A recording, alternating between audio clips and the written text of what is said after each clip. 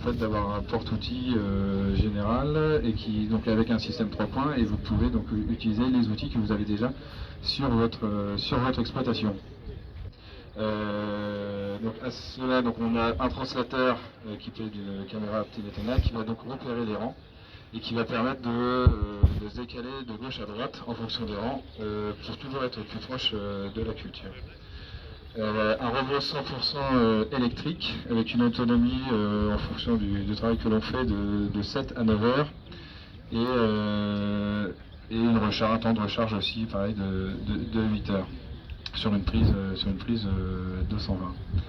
Donc c'est un robot autonome que vous pouvez donc laisser travailler dans les champs. Donc on va commencer la démonstration. Donc ici on est équipé d'une bineuse. Donc la cartographie a été faite. Et voilà, donc, la cartographie se fait au moment du semis. Ou si le semis a déjà été fait, on peut le faire une fois en prenant les points GPS de la plateforme. Donc ici Paul règle ses outils et il va pouvoir démarrer. Je vais vous demander de ne pas rester au niveau du demi-tour, il va partir sur la gauche, donc de laisser toute la partie libre devant vous.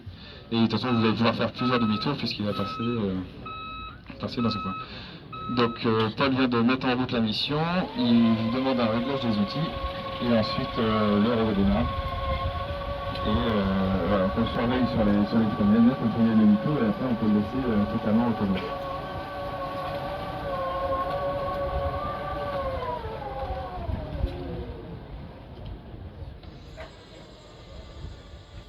Voilà, quand on arrive en bout de champ, il se relève et faire son demi-tour et repartir.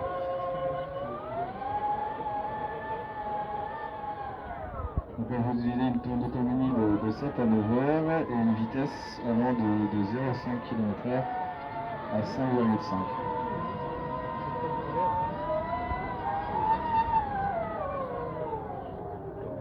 Voilà, donc il va reprendre aussi toujours les mêmes vitesses et la même descente avant de repartir.